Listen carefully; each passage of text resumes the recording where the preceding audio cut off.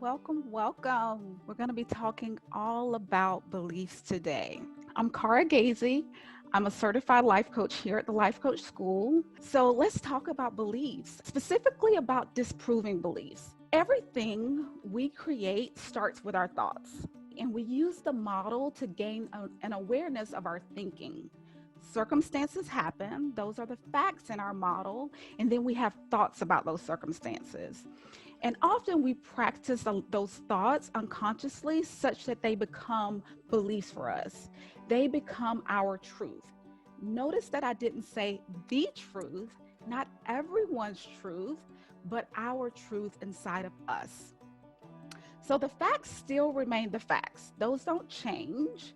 And sometimes those unconscious beliefs we have, we notice them because we're having a negative emotion, or we notice that we're creating an unwanted result in our lives. I want to explain this through an illustration. You're probably familiar with the term thought ladder and using a thought ladder to go from one belief to another belief. And I like to think of it in terms of having two thought ladders, right? Two separate thought ladders.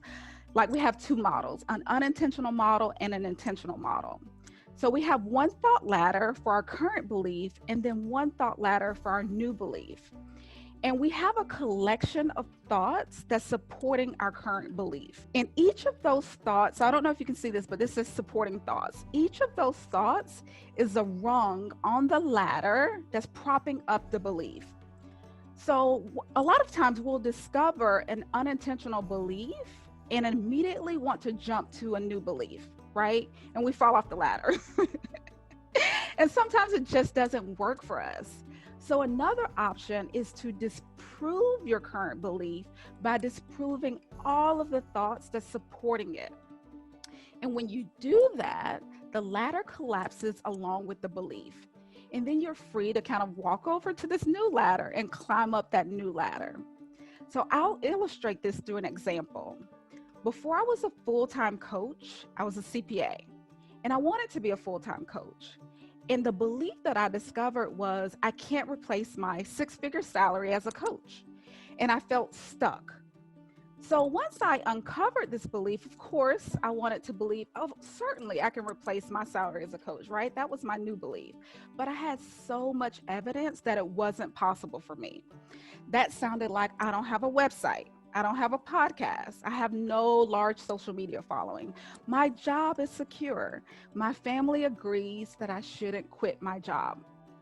All those thoughts were supporting this current belief and blocking me from my desired belief. So I had to disprove this belief first before jumping to my intentional model, my intentional thought, disprove this current belief. And the way I did that is I went on a hunt for evidence that all of these supporting thoughts weren't true or they just didn't matter. So I asked myself, is it possible to create a website?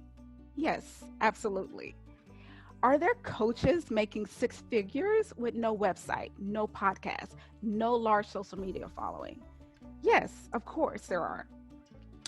Could I be let go from my job? Right? And that sense of security I had wasn't really secure. Yes.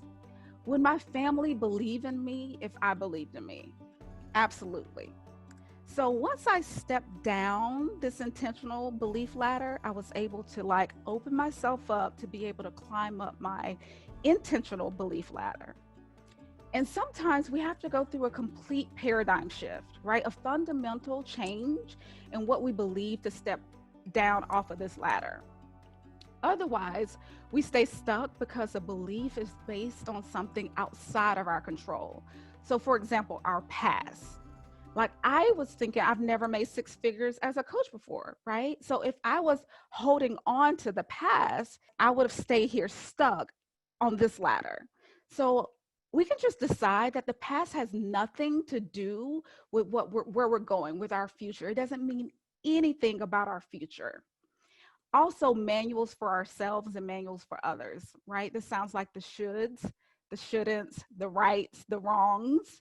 Like if I was believing there's a right way to do this, to believe this new thought, to replace my salary as a coach, I would stay stuck because I don't know the right way. We don't know the right way until after it's done, right? We hear that a lot at the school.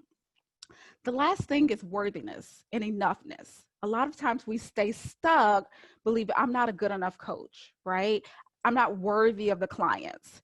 So we can just accept that we're 100% worthy just because we're human, right? That's a paradigm shift of like, I don't have to do anything to prove my worthiness. I can just accept it, and then I can continue to step down the ladder.